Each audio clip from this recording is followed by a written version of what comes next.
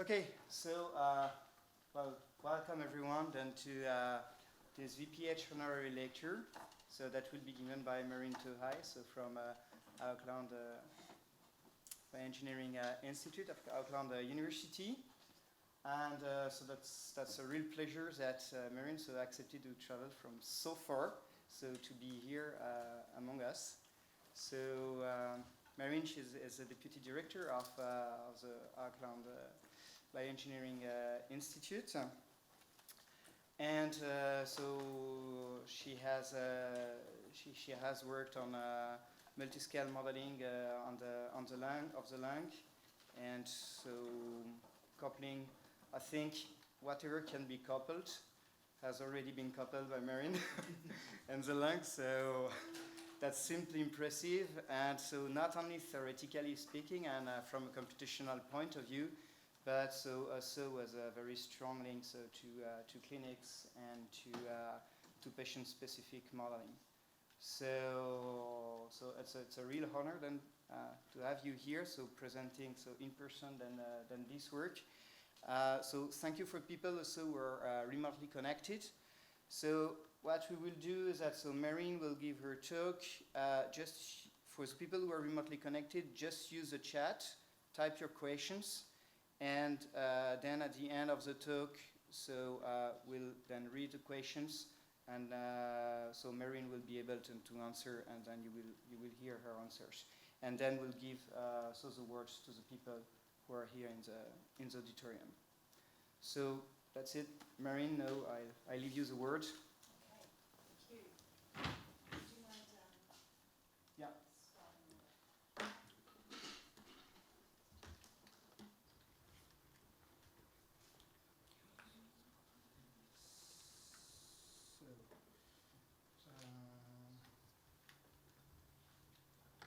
Screen.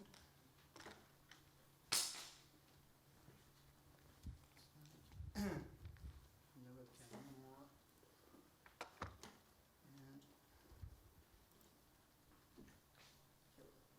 Great, thank you. So thank you for the introduction, and it's really great to be here in this beautiful city.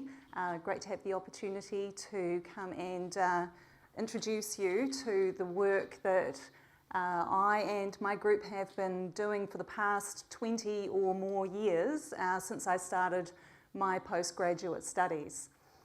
So I am an engineer. I trained in engineering science, so mathematical modelling and continuum mechanics. But I think of myself now as more of a computational physiologist.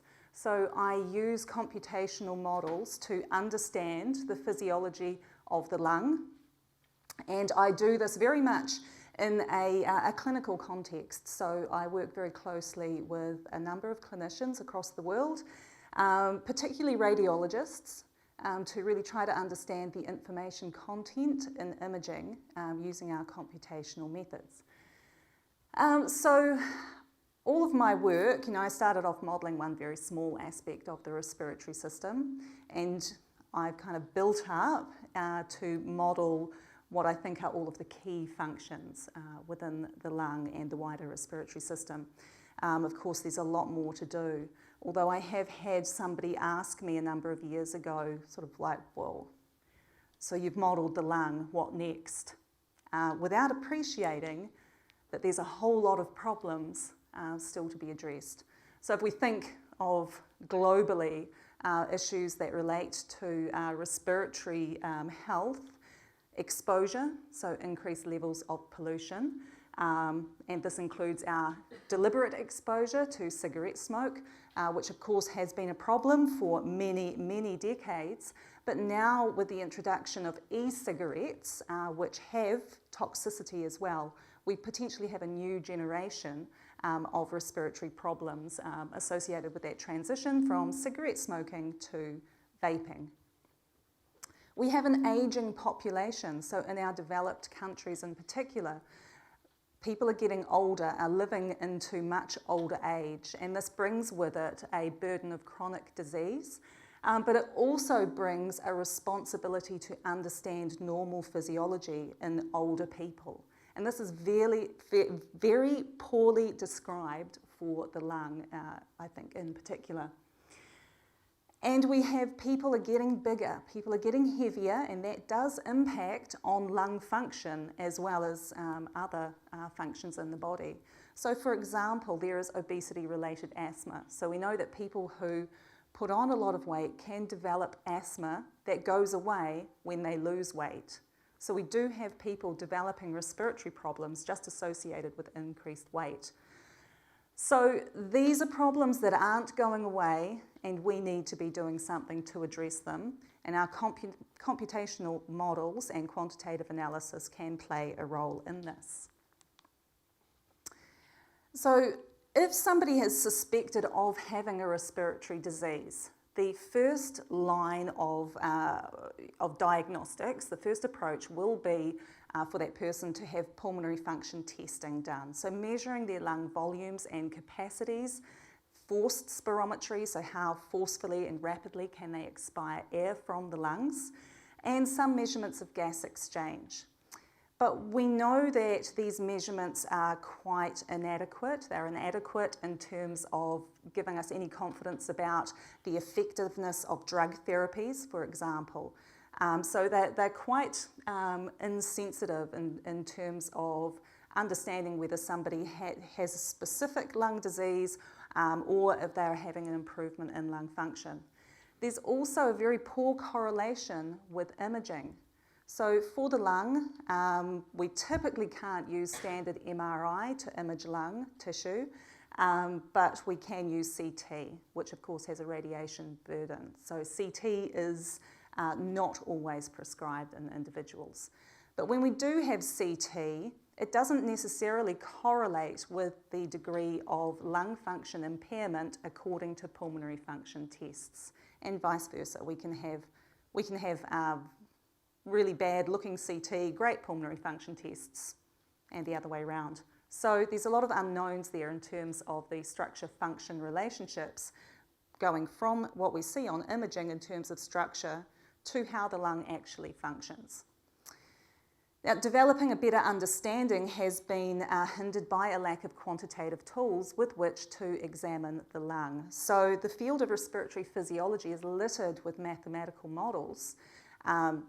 Medical students don't like it. They don't like learning respiratory physiology, and I've had to teach them as an engineer. You know, we like equations. We like ways to summarise structure and function, and the medical students don't like it, but that is what respiratory physiology is about. It's about physics. It's about fluid flows and pressures and compliance and things that we're quite comfortable with.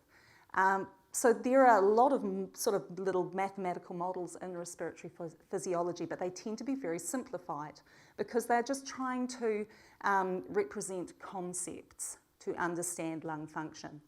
And they don't tend to be something that we can use to predict lung function. So what our goal is to develop quantitative descriptions of the lung across the lifespan. And we're starting with the easy bit, the adult part of our lifespan. So the lung undergoes major changes from birth through to early adulthood and then through mature aging. So we're focusing on mature aging at this stage. So we want to develop a quantitative description of lung structure and function and how this changes with age. We have a particular interest in much older age. So what happens to the normal healthy lung in older age? And why we're interested in that is because when people are being investigated for a lung disease, when we take their pulmonary function tests, we are comparing their values against expected normal for that person's age, sex, weight, and height. So it's all about a comparison against normal. But as people get older, the variability, the range of normal increases. So we know what happens with people on average. On average, your lung function declines from about age 25. But there's a large variability in the rate of decline and in your absolute lung function values. So it's really difficult when you have an older individual who has potentially a lung disease to diagnose them and to diagnose them quickly. So there is both over and under diagnosis of lung disease in the older population. So the lung itself is very complicated structurally. So we have on the order of about 60,000 conducting airways, hundreds of thousands of respiratory airways, many millions, about 400 million alveoli, the little sponge-like units where gas exchange takes place. We have hundreds of thousands of arteries, of veins, and many, many millions of capillaries covering the alveolar walls. Now, we don't seek to model all of that individually. That would just create one gigantic computational microscope and wouldn't really return valuable information. But we do need to be able to represent the spatial distribution, the arrangement of these structures within the lung, because what we're interested in is that relationship between imaging, which is a three-dimensional piece of information, and function. And we know that certain pathologies, particularly age-related pathologies, tend to develop in particular locations in the lung. So emphysema, which tends to be associated with smoking, also tends to develop in the apical zones of the lung, so the uppermost parts. And fibrosis develops preferentially in the base of the lung, in the lower part of the lung. So this spatial distribution and the interplay between what's happening in the tissue and what happens to the airways and blood vessels and function is really important to represent. So the structure is complicated, and the interactions between different subsystems in the lung are also complicated, or at least they need to be understood and defined and represented in models. So everything that you see here, I like to think of it all coming back to the tissue mechanics. So our airways and our blood vessels are all embedded within a lung parenchyma, so a very delicate sponge-like network of alveoli. As the lung tissue deforms under its own weight, and therefore with a change in posture, the airways and blood vessels also move with it. And as we breathe, as we expand the lung tissue, the airways and blood vessels again move with the lung tissue. So our distribution of air inside the lung, the distribution of blood, they both depend upon the tissue, upon tissue mechanics. And again, this changes with older age or with pathology.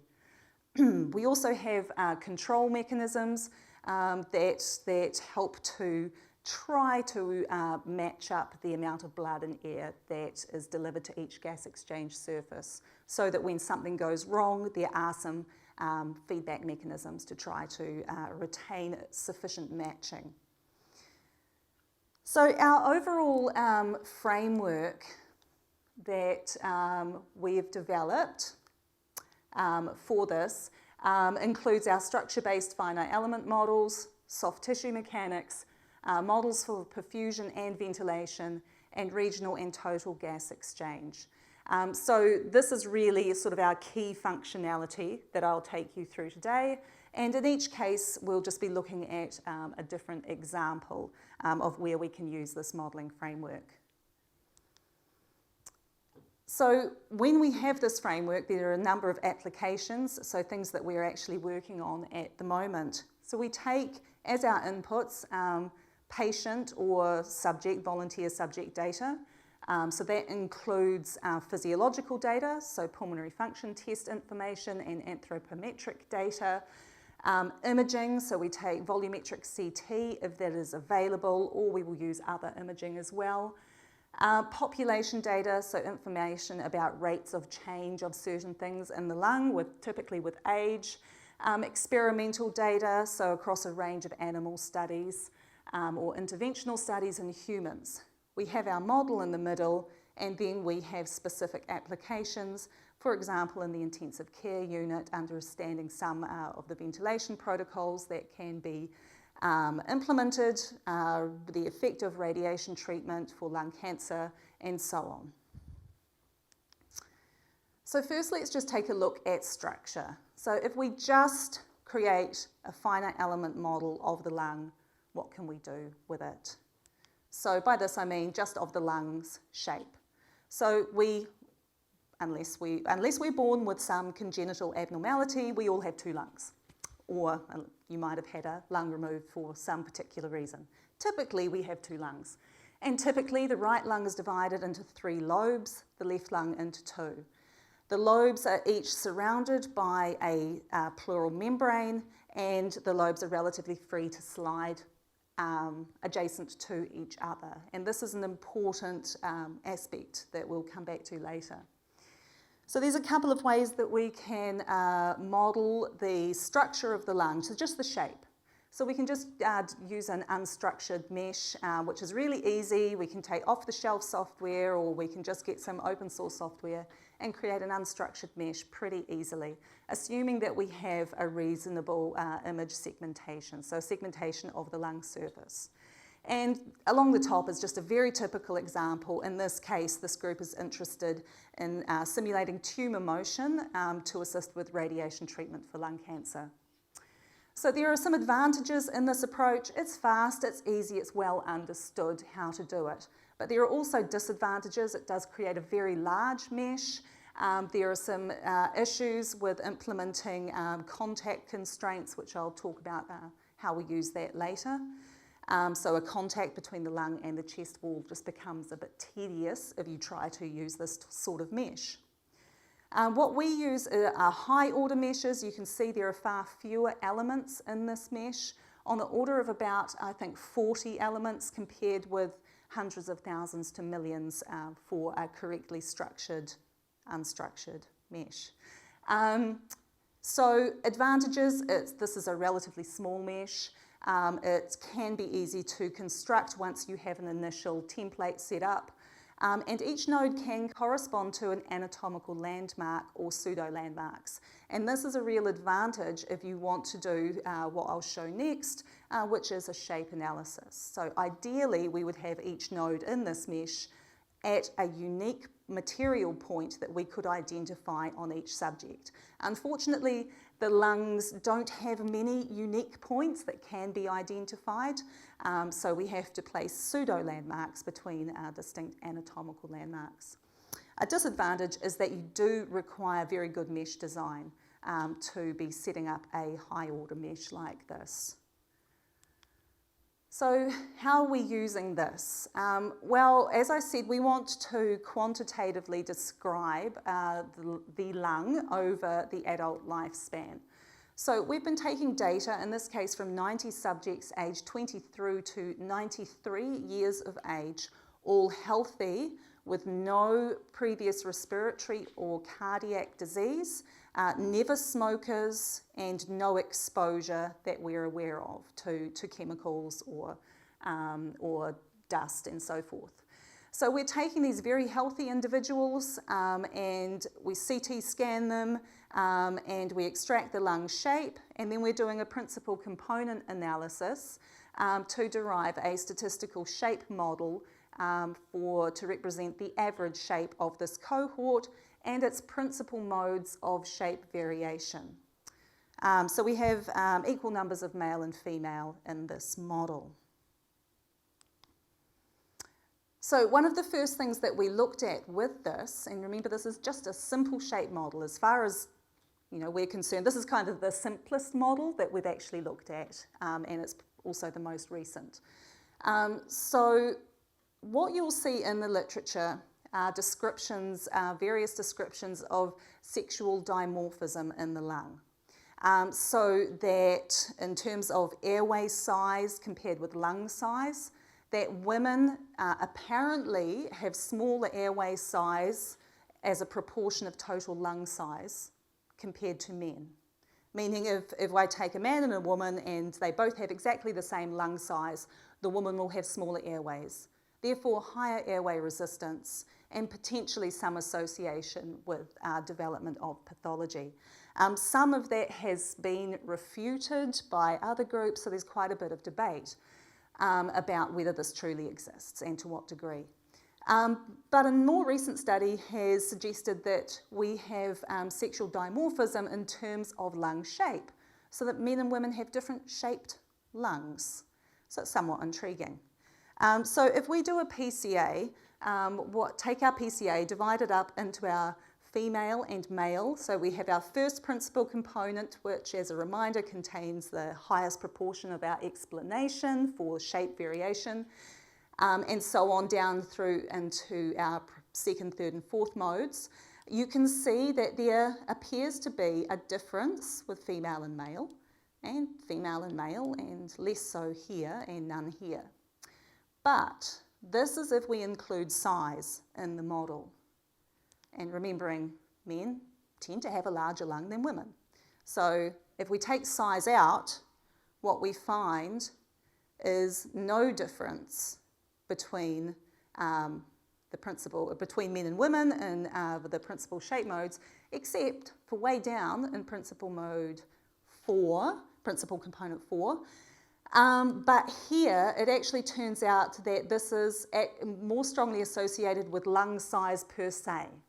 So it's actually just representing that men are bigger, women are smaller on average. So actually if you look at the weightings here, you'll find that a man with a small lung appears the same as a woman with the same sized lung. So it's a factor of lung size and not sex. So I think this is a pretty typical example of where our models have provided most value, is actually in disproving things. You know, as a reminder, your models aren't going to prove anything, but they can certainly provide evidence against things, or show that there is some consistency with hypotheses. So what is it associated with? Can we associate this lung shape with anything? And we actually do see something very strong coming out, which is the first principal component is related strongly to age. So remembering these are healthy, normal subjects. We have females with dots, males as crosses. You can see that there's a lot of overlap here by sex, but there appears to be a strong age relationship. So as we age, our chest wall remodels. So the shape of our chest wall changes. Some of that is to do with, you know, you've probably not got the best posture while you're sitting here in your seats at the moment. And unfortunately now, as you're walking along the street, you're probably also all bent over like this, looking at your phone. So what we do every day ends up causing remodeling of our chest wall. So as you get older, you do tend to get some spinal curvature and stiffening of the chest wall. So everything gets a bit stiffer and gets a bit out of shape. So we do see some of that. We believe that some of that is what this is reflecting, because of course the lung just accommodates to whatever shape it's sitting within. But we also see a movement of these fissures. So these are the divisions between the lobes. So we're seeing here from the younger lung going to the older lung a bit of a downwards movement, which we think makes sense, because if we get changes sort of associated with some emphysematous remodeling, and if that's more in the upper lobes of the lung, and emphysema is associated with an increase in tissue compliance, that could mean that we get a subtle sort of downwards pull of the lung. I mean, that's very speculative. We don't really know. And it might be too small here anyway, with a relatively small number of subjects to be saying that. But it's certainly something for us to look into. The other shape modes also show some associations here, for example, with BMI. And so really what we're building up here is an understanding of how these physiological factors can actually tell us something about lung shape and what is normal. So instead of just what is normal in terms of a radiological read, so what a radiologist usually looks at, what is normal if we actually look at the lung in its entirety? So this gives us a first shape analysis of the healthy adult lung, which reveals some correlations with the key metrics of lung function. So we have more, but I don't really want to show them just yet until we've analysed them and get them published. And we see these principal shape modes associated with age very strongly, and some association with BMI, and an association with lung volume if we retain, and sex if we retain that in the model. So how can we use this? Well, we can use this to compare with abnormal to see, are there shape changes in pathology that could become additional biomarkers. So what we've done is to look at people who've been diagnosed with idiopathic pulmonary fibrosis. So this is a lethal progressive disease of the lung tissue. It tends to develop in people aged over 50 years of age, and it has a very poor median survival time of about 2 to 3 years, although some patients survive for much longer. And that's the challenge here, is actually identifying early on which patients are likely to progress rapidly and which are likely to progress much more slowly. The reason that we would like to be able to distinguish between those two groups is to make sure that they are stratified into treatment groups, appropriate treatment groups. So there are some very new drugs that are coming online that can provide some benefit to some patients, but of course they're expensive and they're not going to work in everybody, and so there are issues about deciding which patients should receive them. Also, which patients should go on a transplant list. So who's a very urgent case that should be put onto a transplant list while they're still healthy enough to be able to cope with a transplant. And again, poor correlation between the extent of fibrosis and lung function measurements. So pulmonary function tests they tell us when somebody's really bad, but they don't tell us, are they going to get really bad really quickly? So we've taken data from subjects from Auckland City Hospital. This is an ongoing study. The thing about the standard clinical practice in Auckland is that these people are imaged at successive time points, and that's not routinely done internationally. So they're imaged at 0 months, about 6, 12, and so on, but not exactly at the same time points. So we've worked with David Levin and Brian Barthelme at the Mayo Clinic, who've developed the Caliper software, which does an automated tissue texture classification. So it's based on training where this is a great training set that might be a bit different from what you'd usually think of, but imagine a bunch of expert radiologists sitting around a table with a whole lot of CT scans, and they are each identifying, this is ground glass, this is honeycombing, this is reticular abnormalities. And then they are reaching a consensus as to whether these things are or are not those types of tissue, because there is inter-observer differences. Basically, that's the training data that goes in to then the Caliper software. So it's just doing a texture classification based on this training set. So we have run that through our subjects, and have also we've taken the normal 50 to 93-year-olds, constructed a statistical shape model for that cohort, so we've excluded the youngest ones. Then we take each shape model for our IPF subjects, our IPF patients, and we calculate the weights for the patients using the normal shape model. So we are not creating their own statistical shape model, we're just saying what would the weights be for the IPF patients if they were part of the normal cohort. What we find is quite a difference between the patients for the first shape mode from our normal 50+ year olds, and no difference in terms of the other shape modes or principal components. So if we look at that in a different way, what we see here in blue are our healthy normals, I'm not really sure about this one, whether they are normal, but here are our healthy normals, and in orange are our IPFs. So we see this interesting clustering where only a single subject has a first principle shape mode weighting that has a positive value, the rest are all down negative. So that they don't sit distinct from the normals. So there's an obvious overlap here, but you can see a tendency towards the conclusion that these guys are not normal in comparison to the normal subjects. So if we look further into this, and this now brings in the caliper texture classification, what we see is that shape mode weighting is associated reasonably well. If you're a physiologist, an R-squared of 0.34 is not bad, which is quite different from engineers who like things to be much tighter than that.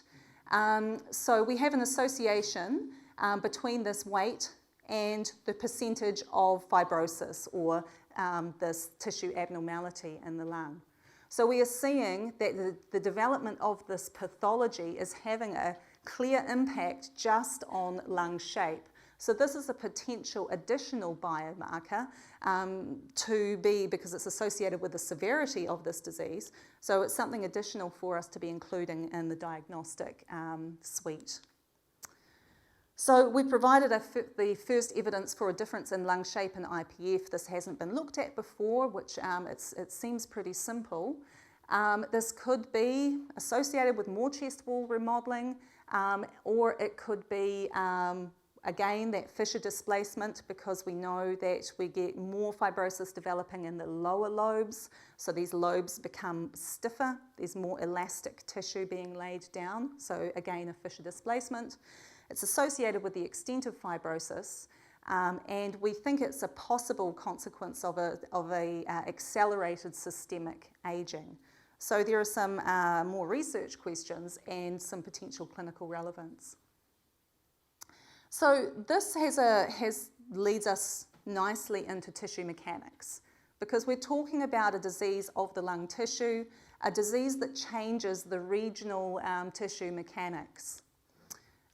So segue into this. So the lung, if we think of a nice, healthy, normal, upright lung, it's very deformable, very, very delicate tissue.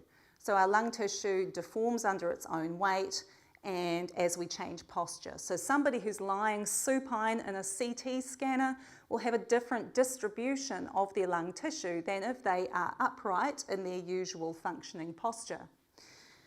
The lung tissue also affects ventilation and perfusion distributions. So as I said before, it really is the sort of the boundary for everything that we're interested in the lung. So we model this as a compressible continuum. So we use finite deformation elasticity theory to simulate large displacements of the lung tissue, because it's not a small displacement that we are undergoing, so linear elasticity is just really not appropriate here. I have twice assumed the lung is a compressible continuum in my boxes. That must be really important. So we introduce our body force, so we have gravity acting on our lung tissue. And we maintain a contact between the lung tissue and a rigid chest wall. So we're assuming that the outside of our lung is surrounded by a chest wall that we can change its shape, but the lung must stay in contact with it. So we use a sliding contact constraint. So this is where I said this becomes more difficult if we have many, many elements in an unstructured mesh approach, because you have to be tracking where each of your nodes is sliding to. So it's pretty easy if you have a mesh that has relatively few nodes to track, and with displacements that don't sort of cross over the length, your arc length of your surface elements. So this gives us a simulation model where we can take CT imaging, create the structure-based model. The CT gives us from that we can calculate the mean tissue density, assume that is equal everywhere at some zero stress state, some small volume where the lung theoretically has zero stress. It doesn't actually exist, but for our finite elasticity model, we need to assume this. So we assume some state of zero stress with a uniform density distribution.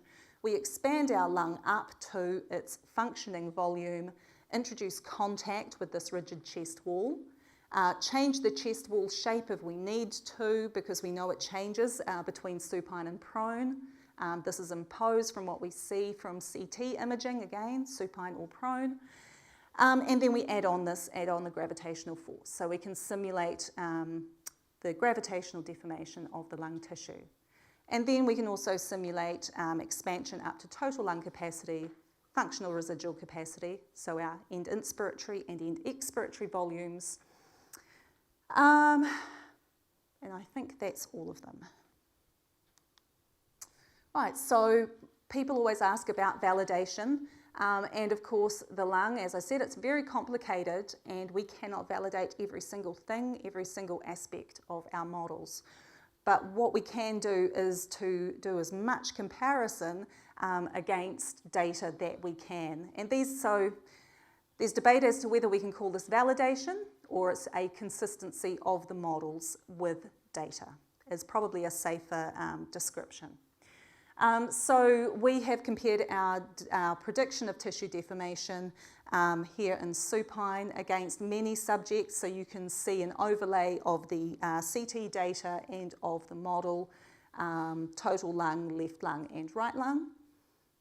And also on the far right-hand side, we have a model comparison against data for total lung capacity, so that's end inspiration, when the lung is more stretched out and the tissue is more uniform, and at functional residual capacity, which is our end of expiration, when the tissue is more deformable because the lung is at a smaller volume. So again, you can see a consistency and in two subjects. Also prone and supine. So we have less data for this because prone is not typically imaged, but we do have some prone data. And again, the simulation gives us a good match. But what's important here is that to get a good match, you do have to take into account the change of the shape of the chest wall as you flip from supine to prone. So what happens in terms of the displacement of the abdominal contents and pressure on the abdomen and so forth is rather important. So how can we use this? Well, in the most basic way, we can use this to assist with image registration. So registration in the lung field would typically be between different imaging modalities, or registering between different volumes, and these volumes would tend to be end expiratory and end inspiratory, which represents an approximate doubling of size or doubling of air content. So if we look here, this is just doing a standard registration method, which is used in a lot of applications. It's not as fancy as a machine learning, registration method, but I'm not sure how well those work on these situations anyway. So this is just a standard registration approach. And what we see is that the error, if we use the airways as markers, we see that we get an okay error around about 5 millimeters. But for the fissure locations, so those demarcation lines between the lobes, we get a much higher error. And that's because the lung is just treated as this just one continuum, one big solid that needs to move with the registration. If we introduce the tissue model, however, what we get is a slight increase in error. So now in red, you see a slight increase in the error for the airways, but a marked decrease in the error for the fissure location. And so again, this is going from our small volume to our very large volume. And now in green, this is the error if we go from between prone and supine. But standard registration methods completely fail for this. Now the reason that they fail and the reason that they struggle for these large volume differences is because the tissue density in the images, the signal, is changing with that change in posture. So we're getting that slinky spring kind of effect. We're getting all of this change in the tissue. It's not like I suppose a heart that kind of blobs around and doesn't change too much, a nice solid muscle, or a bone that obviously is just going to undergo a rigid movement. With the lung tissue, its change in density is very important, as well as its change in shape. So these methods, the tissue mechanics models, can help to improve registration methods. Okay, so we also care though, so in terms of this method, one of the limitations, there are many limitations, this is just an initial sort of delving into how we can help with image registration. But one of the issues is that this model assumes a homogeneous tissue, so there are no irregularities in the model, and every subject is the same, so every person has the same tissue mechanics. And as I've said, we get changes with age and also changes in pathology. So this, of course, is not going to be relevant to everybody. So we need to understand what's happening with the tissue microstructure. We know that with age, the alveoli, so the sponge-like little structures where gas exchange occurs, we know that they shallow with age, and so their shape changes. And we also know that the elastic recoil of the lung tissue decreases with age. But there hasn't been any study that can really show that these two things are directly associated, or there's a causal relationship between the two. So we were interested in seeing whether age-dependent airspace enlargement contributes to tissue-level elasticity. So to do this, we took idealized models of the alveoli. So in A, we have a young, healthy alveolus, and in B, we have an older, healthy alveolus. So in B, you see a shallowing of the alveolus, which means that the duct area that runs down through the centre of all of these alveoli that sit around the outside, that duct has enlarged. So the alveoli are shallower, the duct is larger. So we were interested in using this model to see whether we would predict any change in tissue mechanics just due to an age-related change in topology. And what we found was evidence that this might be the case. So in blue we have our older alveolar tissue, and in the purpley pink we have our younger alveolar tissue. And what you can see is that in the older model we predict an initial rapid expansion with pressure, followed by a slower increase in volume with increase in pressure. So we get a much increased compliance over the early region and less compliant over the later region, which is very similar to the difference that we see with in vivo measurements, so measurements of the intact lung. So this change in topology does appear to be related to the change in elasticity of the lung tissue with older age. So we're very interested in understanding more about the tissue microstructure and how we can use microstructural information to inform our tissue level or whole lung level continuum mechanics models. So this work by Sam Richardson, a PhD student at the Institute, Sam has been establishing a multi-scale imaging rig. So a rig where we can take an excised rat lung, it needs to be a small lung. So we take a rat lung, can mount it in the rig, which has a very precise pressure control system so that we can do pressure volume loops with the rat lung. He can use OCT, optical coherence tomography, to image the subpleural alveoli. And a 12-camera stereoscopic system to image the movement of the lung surface as we undergo a pressure volume loop. This has required a lot of technical development on Sam's part, particularly in terms of calibrating the stereoscopic system and the technical issues associated with the pressure control system and reconstruction from the OCT. So you can see up the top here our nice little fresh lung, his 12 camera system, and some of the laser lines that we have to use for reconstructing these images. So here we have some of the OCT. So Sam has been reconstructing the displacement of alveoli from OCT. Oh, sorry, this is not the OCT, this is a patch on the lung surface. So this is from the 12 camera system. So this is the stereoscopic system, imaging a patch of tissue and its displacement as the lung undergoes a pressure inflation. And here we have the OCT. So Sam has done a lot of work on motion correction so that we can maintain the image around particular alveoli that we are interested in here. So what we're seeing from this is some new physiological information. One is that we see no evidence of alveoli popping open. So there is still debate in the literature about how does the lung even expand. So there's some groups who say that the lung alveoli don't actually expand and recoil as we breathe.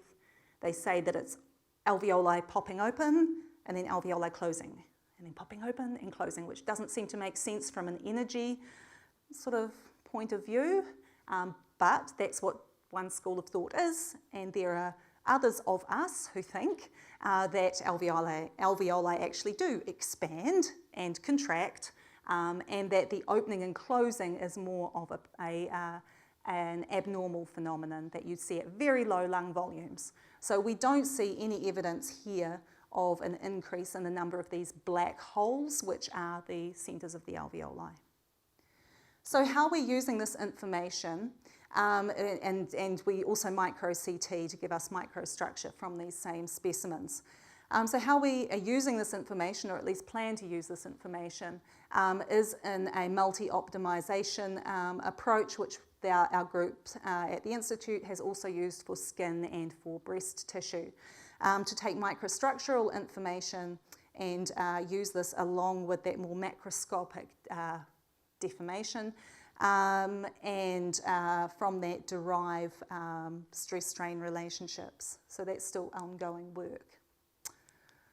So in terms of ventilation, so this gives you some idea, if we just look at the airways, of the progression of state-of-the-art over the years in terms of computational fluid dynamics. So CFD, 3D CFD, has been used to simulate airflow through, this is on the order of, say, up to 60 airways, so the largest airways of the lungs, those that can be segmented. So not many groups include the oropharynx. Most groups will now be just chopping off here at the top of the trachea, but this structure does introduce some particular features to flow as it's simulated. So there are a large number of groups now around the world who do computational fluid dynamics in the large airways. I work with one group who does. So what can you do with it? Well, here's an example. This is not my work.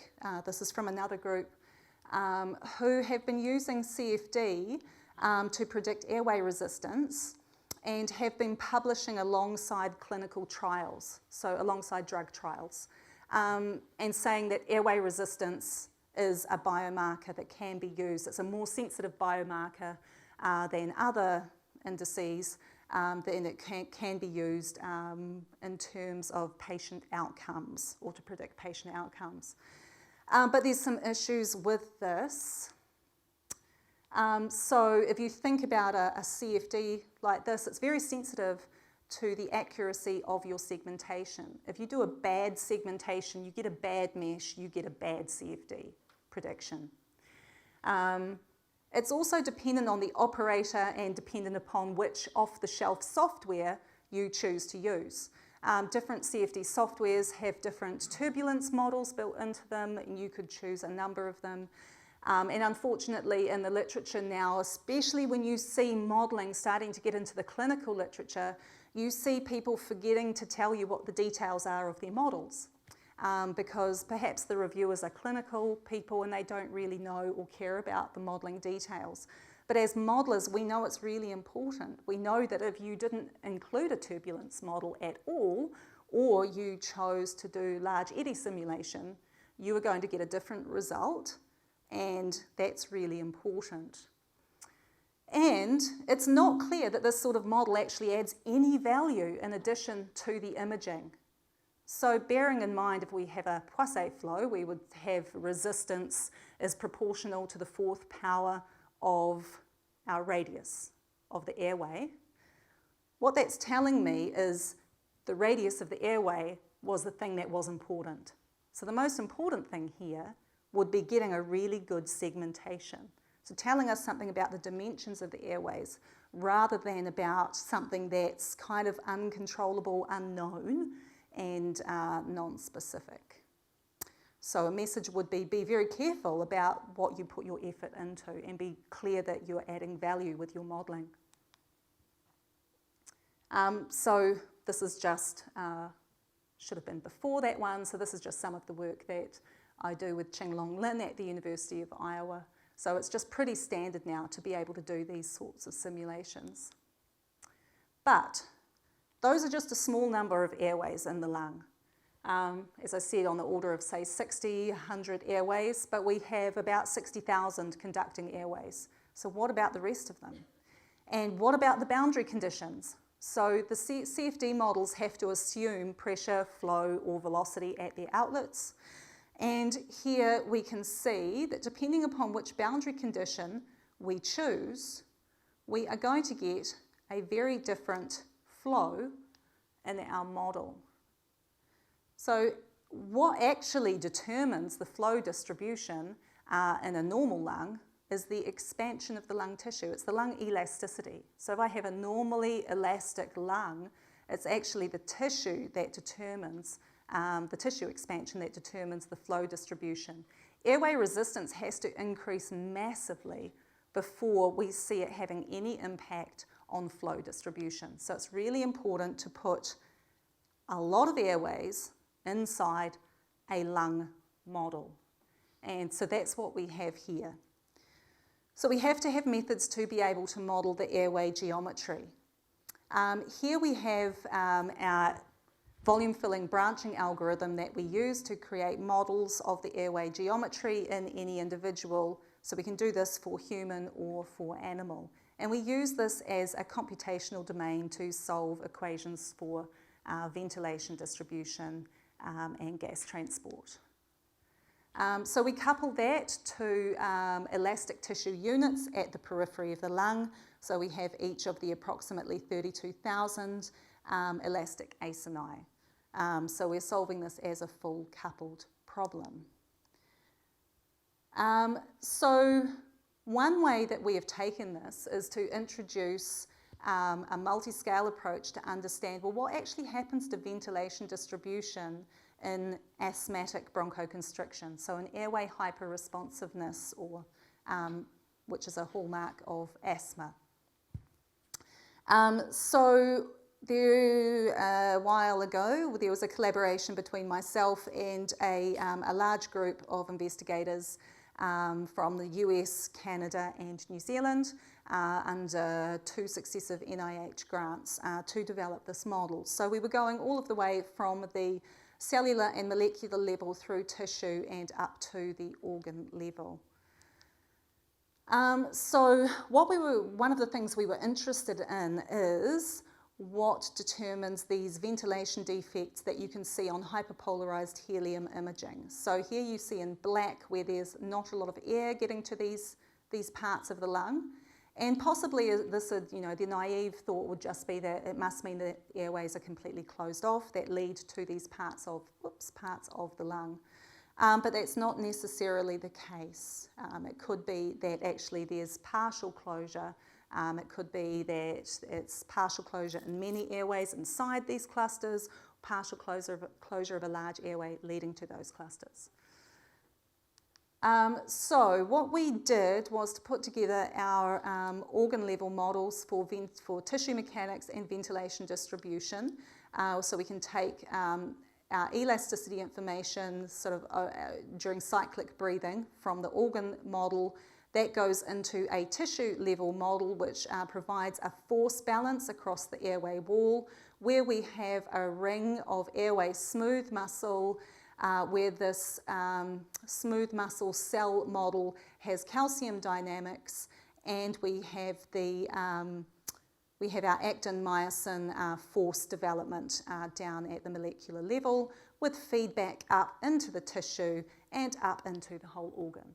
So as we apply agonist, we get the development, the emergence of patchy bronchoconstriction throughout the model.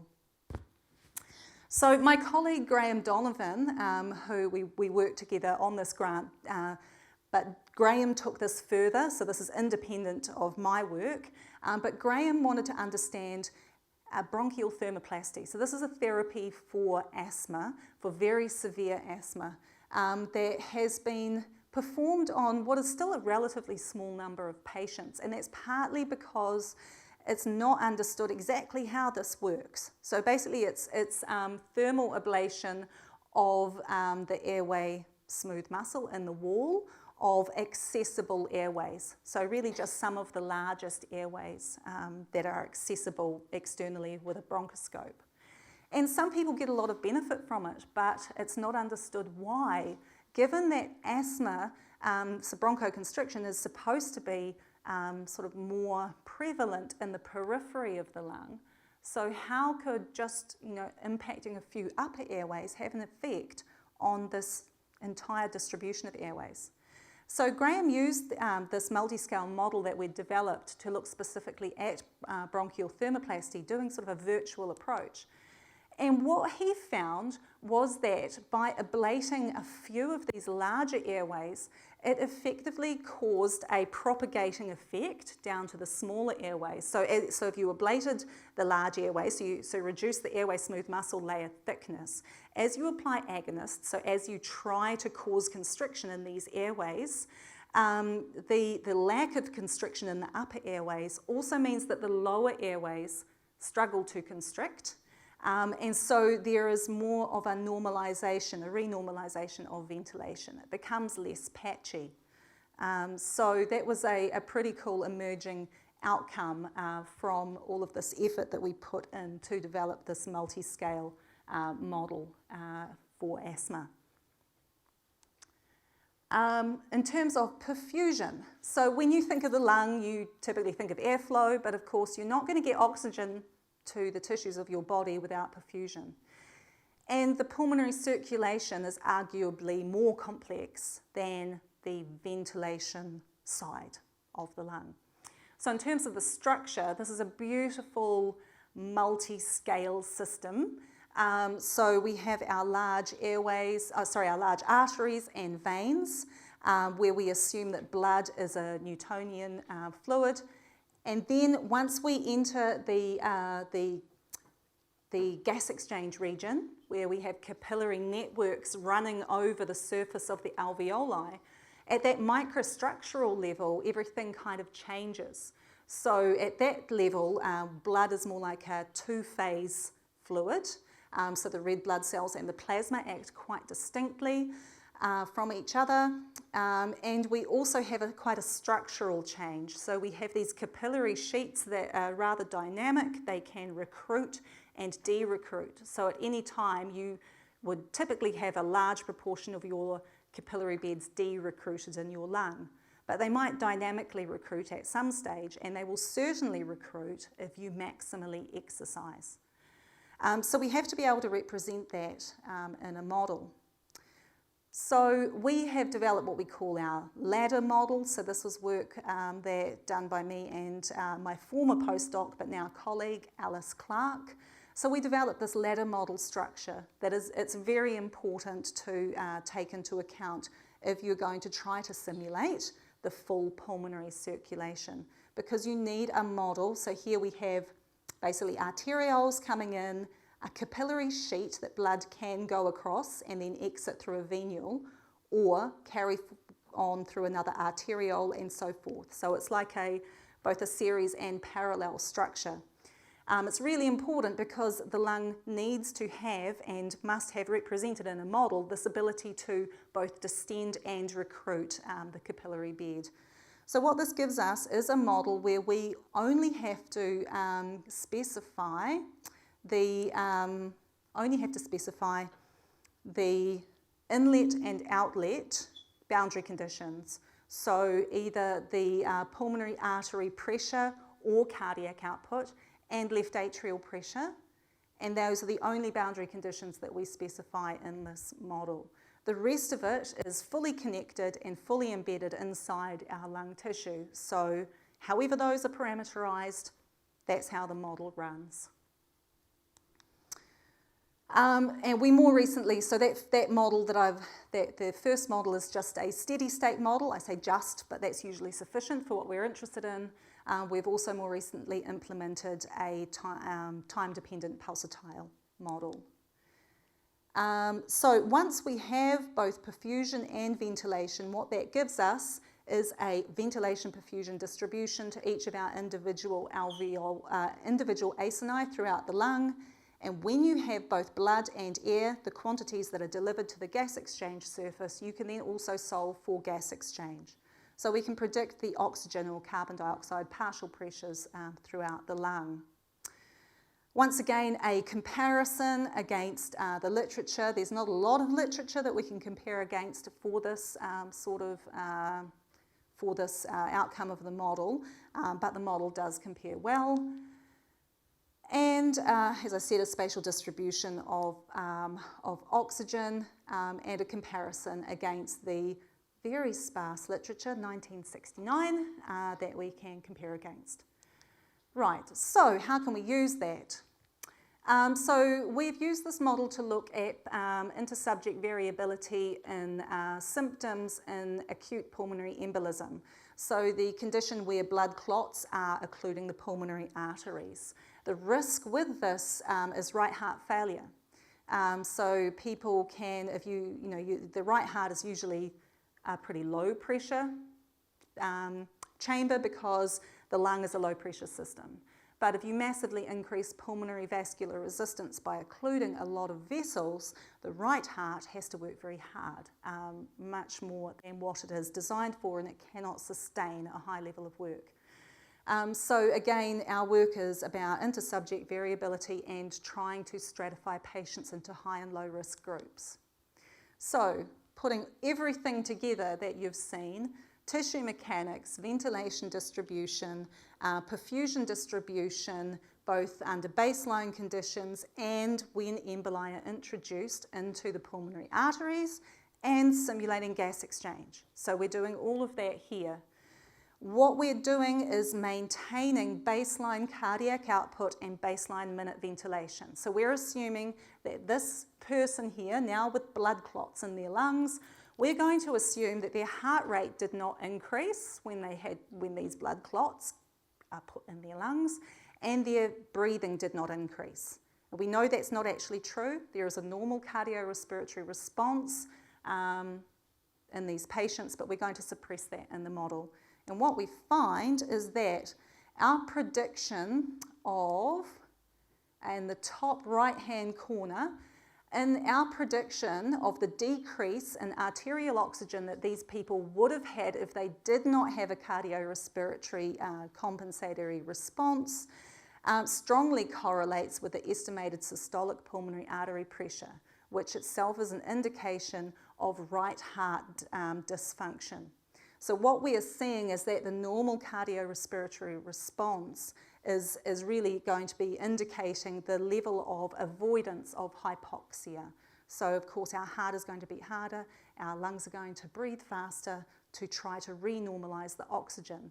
And that is proportional to the degree of disturbance of the normal ventilation perfusion matching by these emboli. Right. Which I've pretty much already told you everything on that slide. So in summary, so we've developed a suite of multi-scale, multi-physics models that all work together, that we are applying in a number of quite diverse clinical and physiological studies. We can routinely represent patient-specific structure and some patient-specific function, and there is more being introduced over time. This provides us with a link between medical imaging and standard pulmonary function tests. And we are developing new understanding. We are seeing some interesting emergent function from the models, for example, Graham Donovan's work in bronchial thermoplasty. So this has been done with the help of a lot of people, so I'd like to acknowledge them here. And thank you, everybody, for listening.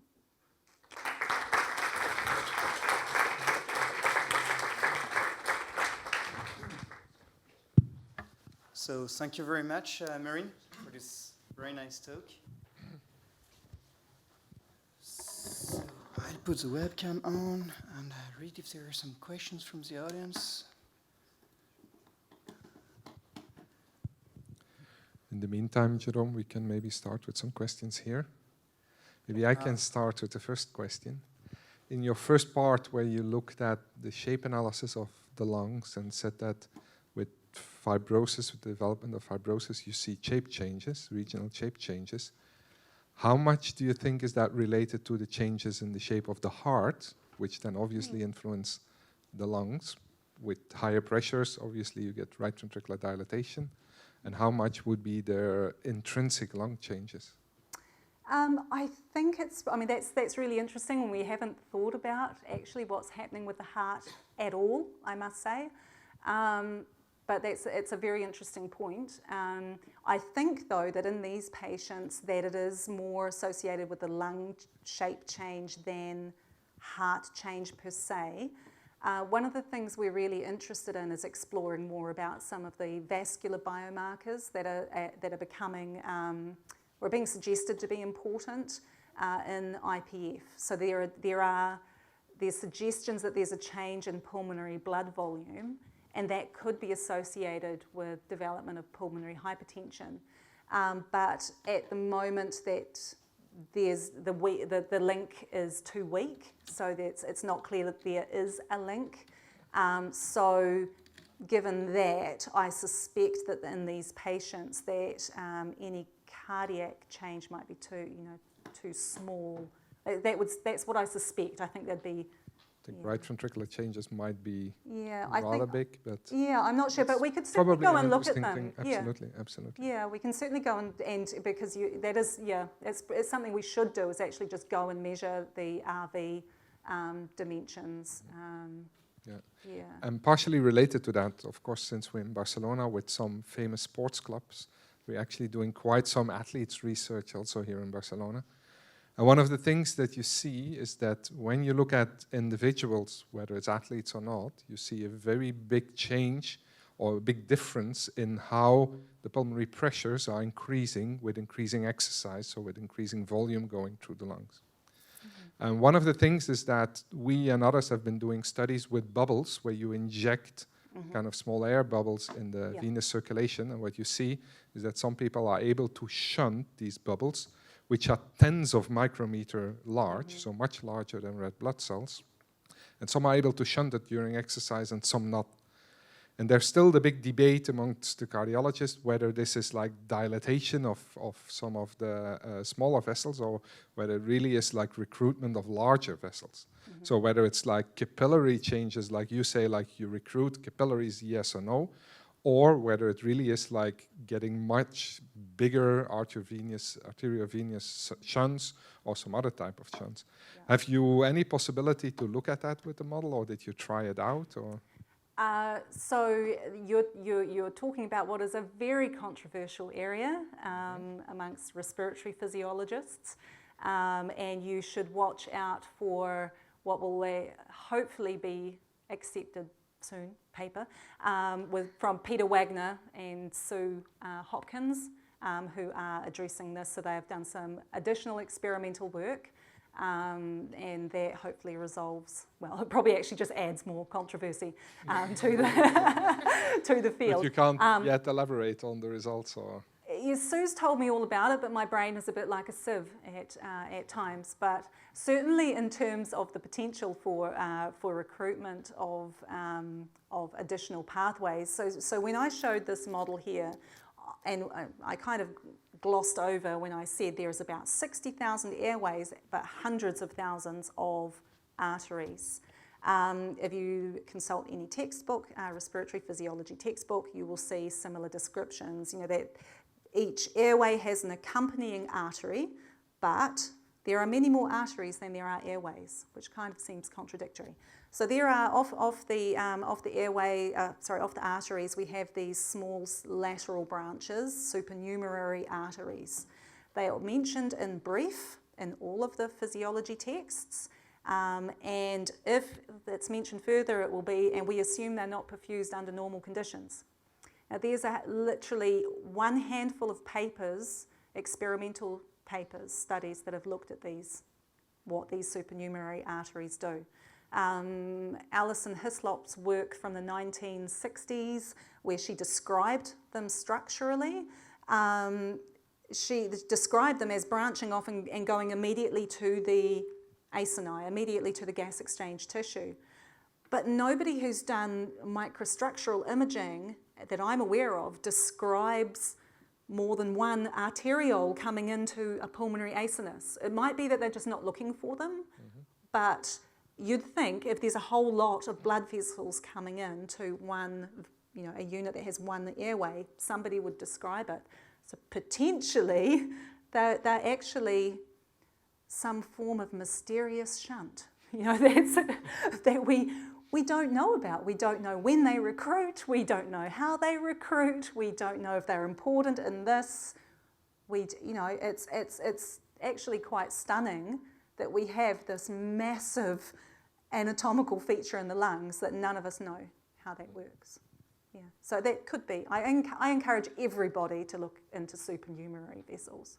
I think they're very important, but don't. Well, there are a lot of things like from the cardiology side which are not explained yet, and so there's urgent need of this type of models and imaging, I guess.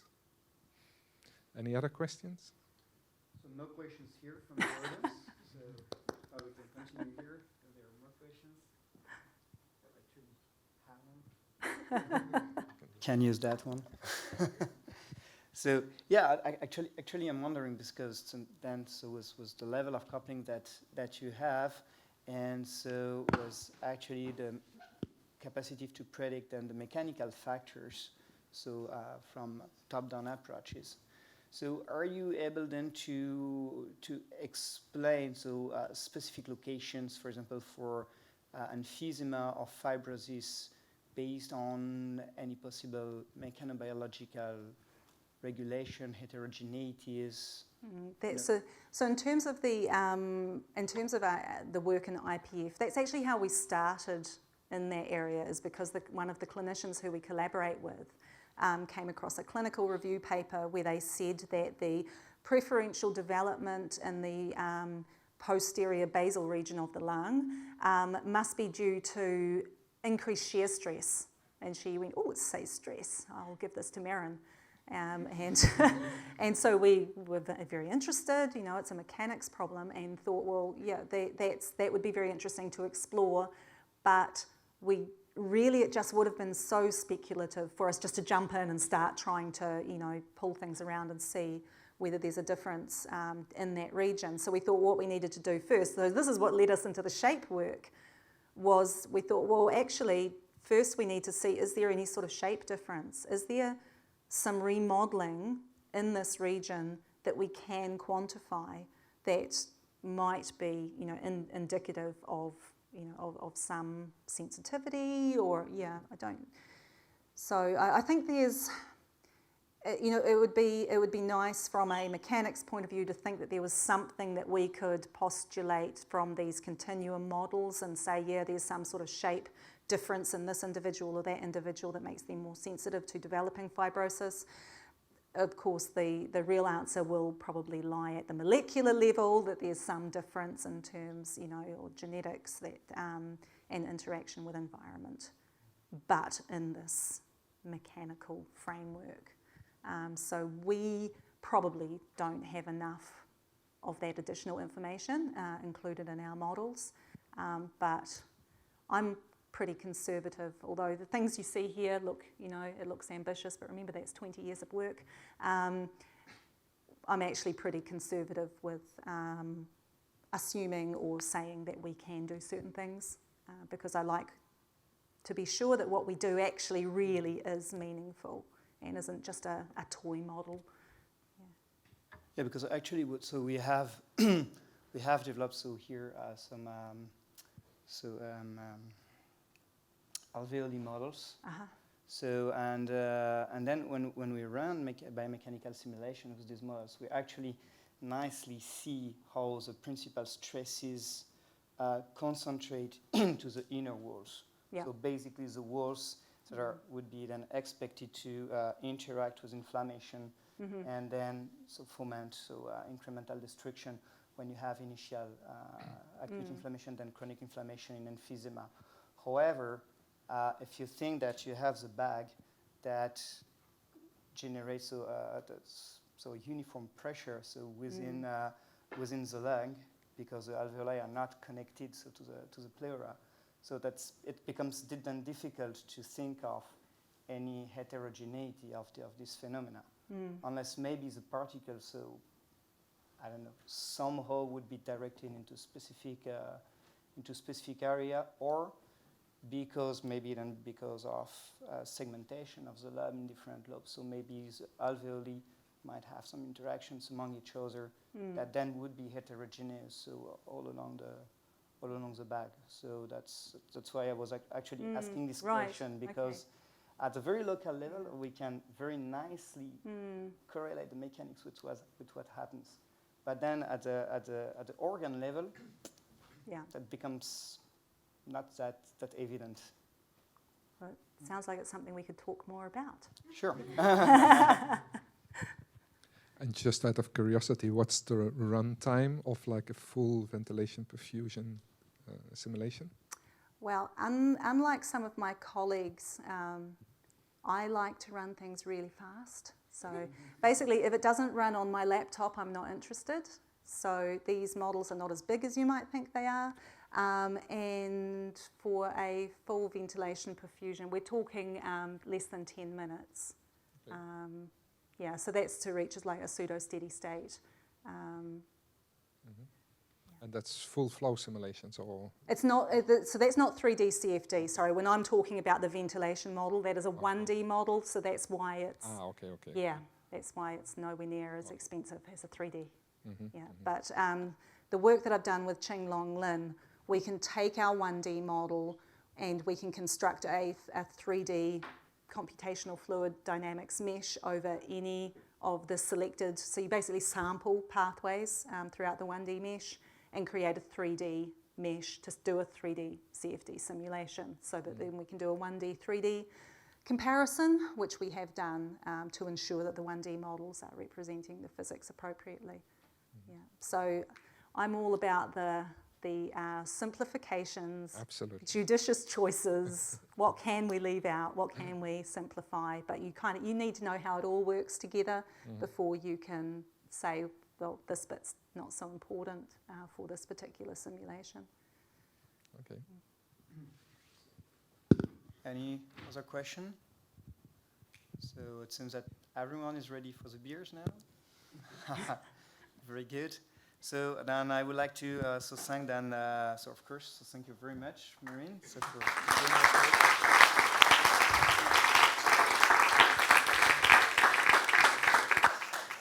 and I also would like to thank those remote attendees, and so I hope that you enjoyed it. And so now I will disconnect. So have a nice evening.